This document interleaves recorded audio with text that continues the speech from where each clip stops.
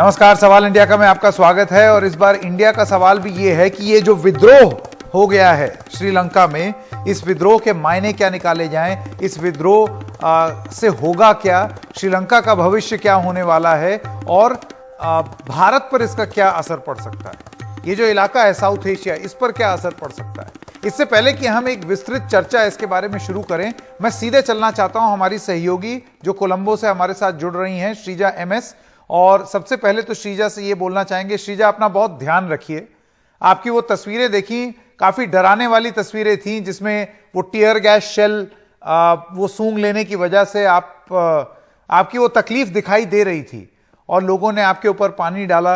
ऐसे में संयम बरत लेना ही ज्यादा बेहतर होता है, पर गुजारिश यही रहेगी कि आप अपना ध्यान रखते हुए रिपोर्टिंग करें, जो कि आप कर भी रही होंगी। लेकिन बहुत ही जबरदस्त रिपोर्ट्स श्रीजा हमारे लिए कोलंबो से लेकर के आ रही हैं। तो श्रीजा, अगर आप हमको ये बताना चाहें कि वहां पर हो क्या रहा है, अभी कैसी स्थिति है, सुबह ये बवाल शुरू कैसे हुआ, एकदम से कैसे फ्लेयर अप हो गया।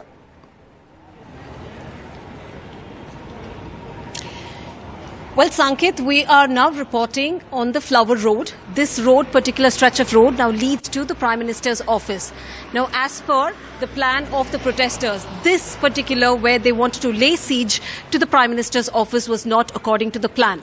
There was a sudden change in the plan. We understand the first news, that is today is July 13th. The biggest news for them, for the Sri Lankans, is just to hear that Gotabaya Rajapaksa has resigned. After which their other motto was to ensure that they will continue their slogans demanding Mr. Ranil Wickremesinghe's resignation.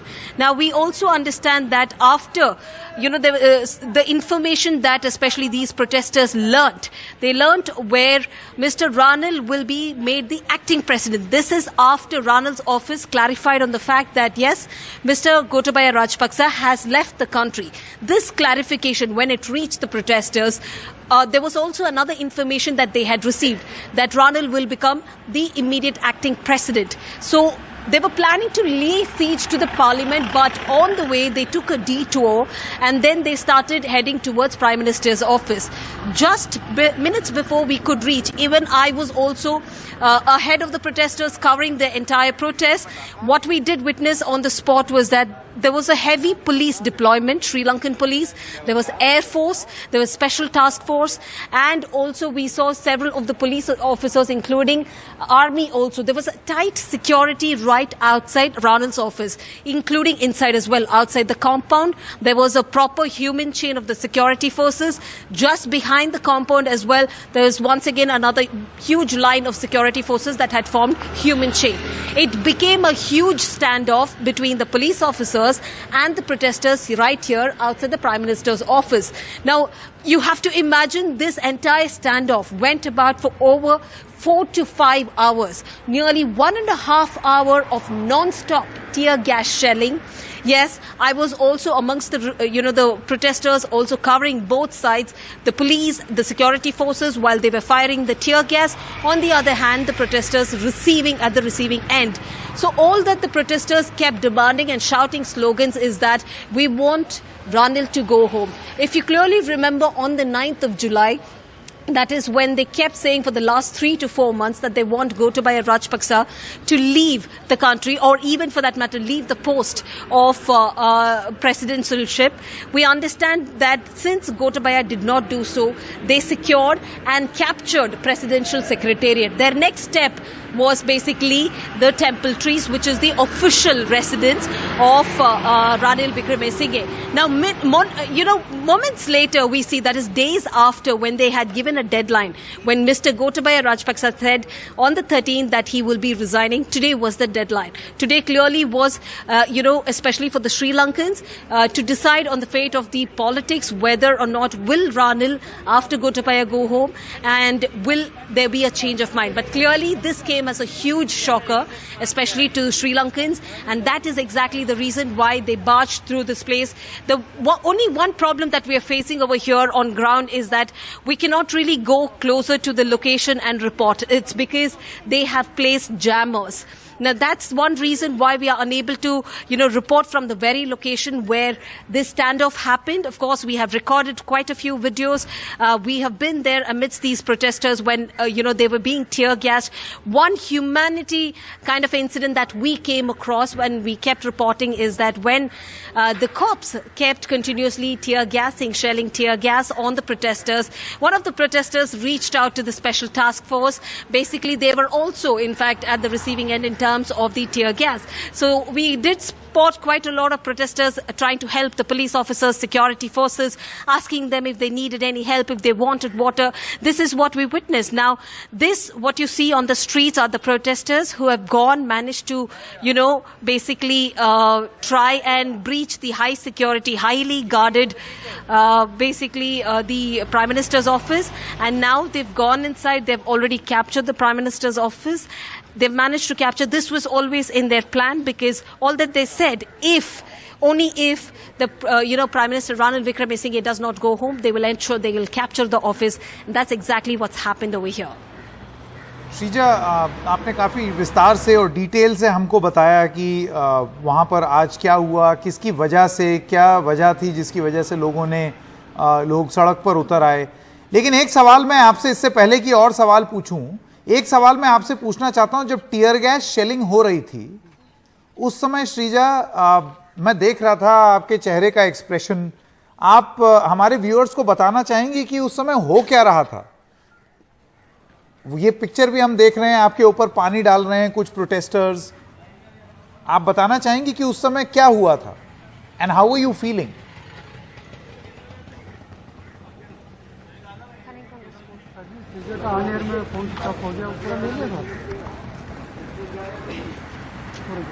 Sreeja, आप हमें सुन पा रही हैं?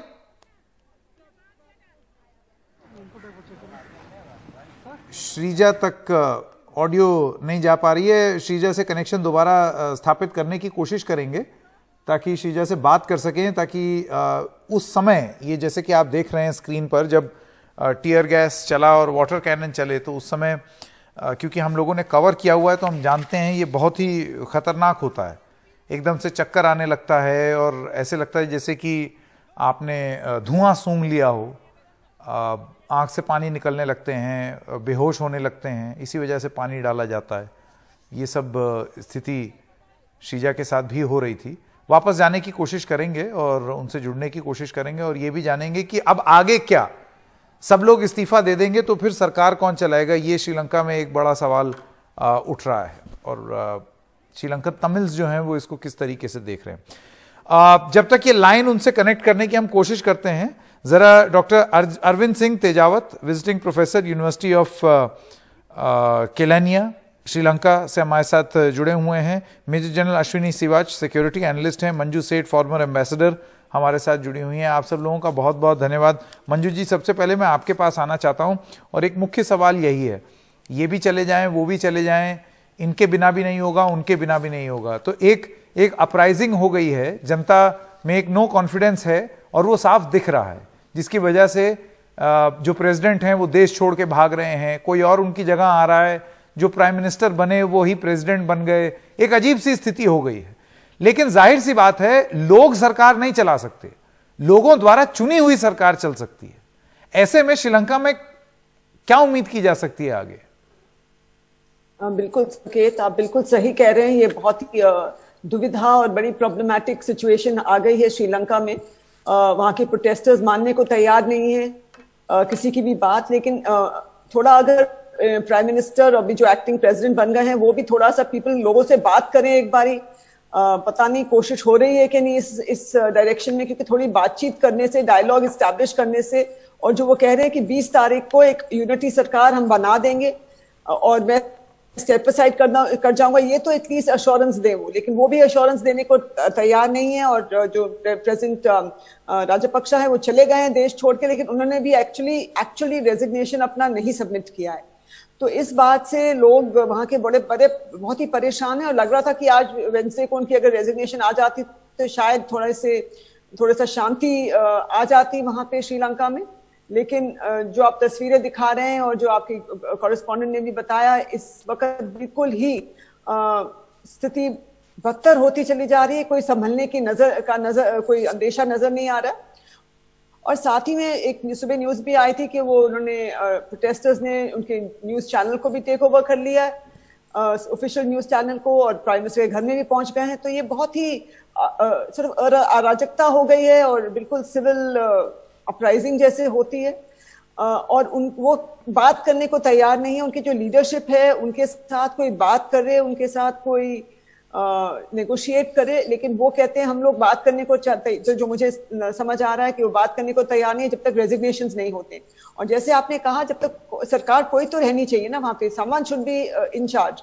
लेकिन वो जो दूसरी चीज एक और चीज मंजू जी, जैसे कई बार जब आंदोलन होता है उसमें सब लोग आंदोलन करते हैं, तो फिर अगर नेगोशिएशन होगा भी तो किससे हो, बात किससे हो? तो कोई बिल्कुल सही कह रहे हैं आप। तो उनकी कौन लीडरशिप है? किसी ने तो आगे पहल की होगी to start this whole thing.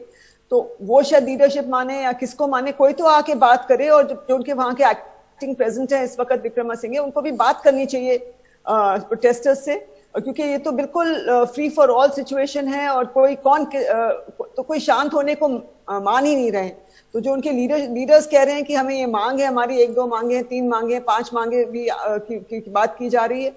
तो वो जो मांगे हैं नेगोशिएट करें, किसने वो इशू किए हैं, वो 5 कंडीशंस या जो कंडीशन है कि सब डिजाइन करें। उनमें से कोई तो उनके स्पोक्स पर्सन होंगे, कोई तो उनके लीडरशिप में होंगे, ऐसे शायद हम अगर हो तो उनको बातचीत तो करनी चाहिए आगे। और प्राइम मिनिस्टर और प्रेसिडेंट, एक्टिंग प्रेसिडेंट को उनके साथ बात करना चाहिए और इस प्रायोरिटी होना चाहिए कि स्थिति को भी शांत करें। इन लोगों को सब बोले अच्छा इस तारीख को यूनिटी गवर्नमेंट बनाएंगे, आप लोग स्ट्रीट से हटिए। और इंटरनेशनल कम्युनिटी को भी साथ में इनकरेज करना चाहिए उनको, वहाँ के जो प्रोटेस्टर्स हैं और जो सरकार है, कि आपस में आप कोई डायलॉग तो इस्टेब्लिश करिए। और साथ में आई थिंक मेरा मानना है कि कोई ह्यूमैनिटेरियन मदद सबको इमीडिएटली देनी बिल्कुल तुरंत देनी चाहिए। डॉक्टर तेजावत भी हमारे साथ हैं। डॉक्टर तेजावत, देखिए अब आपातकाल की स्थिति, इमरजेंसी अब डिक्लेयर वहां कर दी गई है रनिल विक्रमसिंघे द्वारा, लेकिन आपकी क्या अंडरस्टैंडिंग है? आप वहां विजिटिंग प्रोफेसर रह चुके हैं, आपको लगता था कि इस तरीके की एक ऐसी स्थिति, खास तौर से जब एकदम ऐसी लीडरशिप आ जाए जो ये मान बैठे कि जनता का आशीर्वाद और प्यार उसके साथ है और हमेशा रहेगा, ये गफलत पाल ली थी राजपक्षियों ने? 6 महीने पहले 6 लोग थे सरकार में, आज एक भी नहीं है। बिल्कुल सही कह रहे हैं। जहां अति राष्ट्रवादी विचारधारा काम करती है वहां पर ऐसा ही होता है। वहां जो लीडर्स होते हैं उनको भी यह भ्रम होता है कि जनता उनके साथ है, और जनता को भी यह लगता है कि ये जो उनके नेता हैं वह सब कुछ ठीक कर रहे हैं। पर जब परिस्थितियां बिगड़ने लगती है तो खराब होती है। अभी श्रीलंका में अभी तक अराजकता की जैसी स्थिति होनी चाहिए वैसी तो नहीं है, पर इसमें कोई दो राय नहीं हो सकती कि अगर चीजों को ठीक से नहीं संभाला गया तो स्थितियां और तेजी से बिगड़ सकती है और अराजकता से किसी को भी फायदा नहीं होने वाला है। किंतु एक बुद्धिजीवी होने के नाते मुझे लगता है कि जो मेरी सोच है वह थोड़ी सी भिन्न है। मुझे लगता है कि अभी जो वहां के खासकर राजनयिक हैं वह आर्थिक सहायता प्राप्त करने के लिए कोशिश कर रहे होंगे, पर कहीं से भी कोई पूरा पक्का विश्वास नहीं मिल रहा है। वो सारे राष्ट्र अपने अपने हित देख रहे हैं, चाहे वो भारत हो चाहे वह चीन हो, उसी के अनुसार वह उसकी सहायता करना चाहता है। और वहां की लीडरशिप के पास कुछ भी जनता से संवाद करने और उन्हें आश्वासन देने के लिए कुछ खास है नहीं। मुझे लगता है कि यह जो जनता का विद्रोह है वह आगे आने वाले समय में न केवल श्रीलंका के लिए वरन पूरे दक्षिण एशिया के लिए एक संकेत है कि जब आगे आने वाले समय में जन विद्रोह पैदा होंगे तो वो किस तरीके से काम करेंगे। एक दूसरी जो महत्वपूर्ण बात यह है कि यह विद्रोही अभी तक जिस रूप में आए हैं और पूरी ये संभावना थी कि बहुत ही हिंसक आंदोलन में बदल जाएगा, पर जैसी उम्मीद की जा रही थी उतनी हिंसा नहीं हो रही है।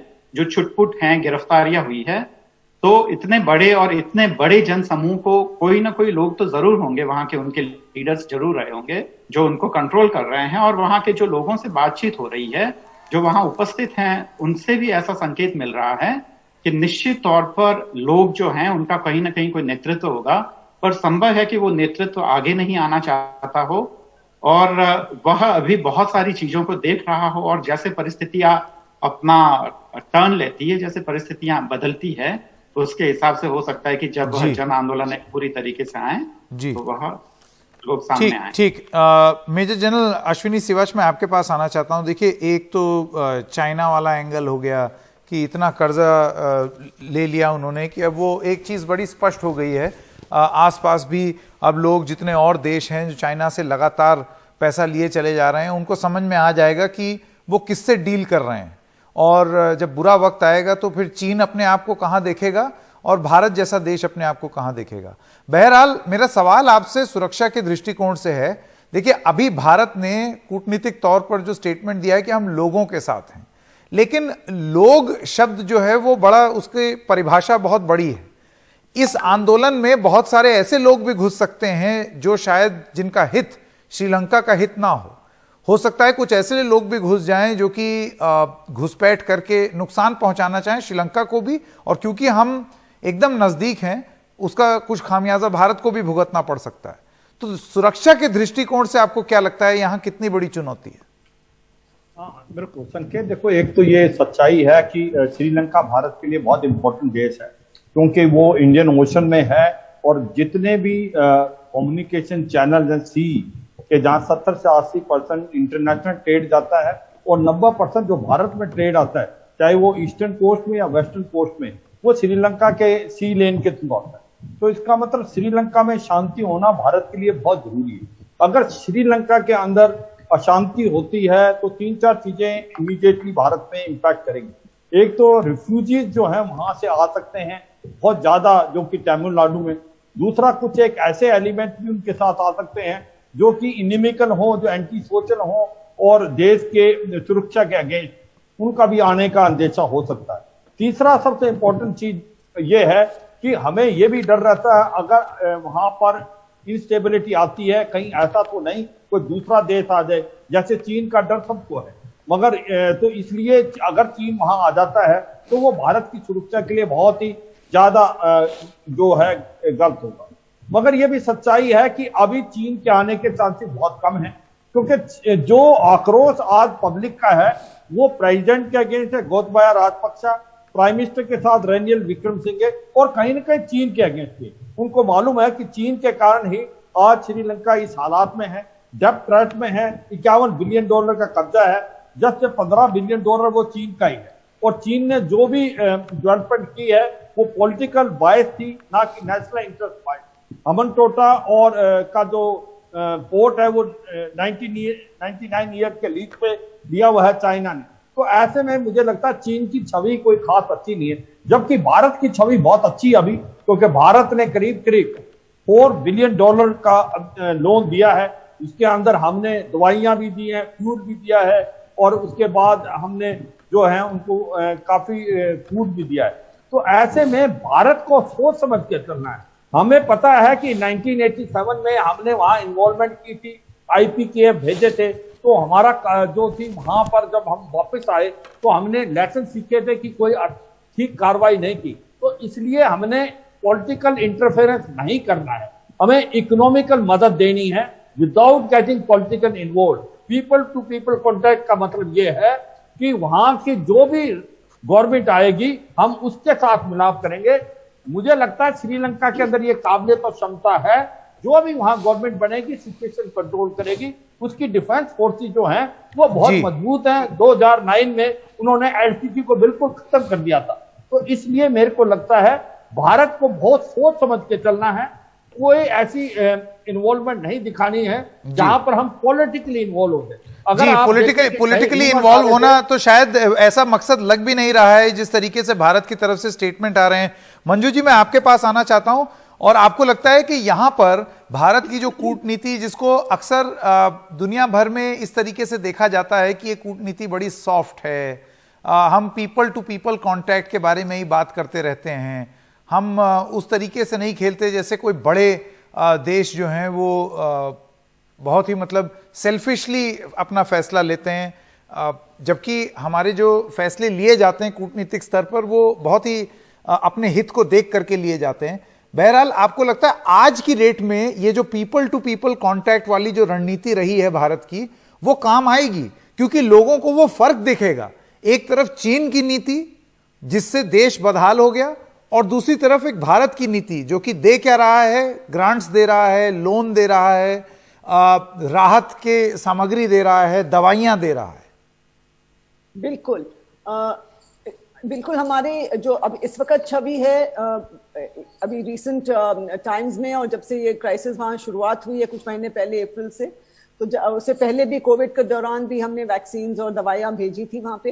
तो ओवरऑल इंडिया का इमेज में सुधार आई है और वहाँ के लोग इंडिया की तरफ पॉजिटिवली देख रहे हैं, इंडिया से थोड़ी उम्मीद भी कर रहे हैं कि इंडिया हमारी मदद करे, लोग वहाँ के जो हैं।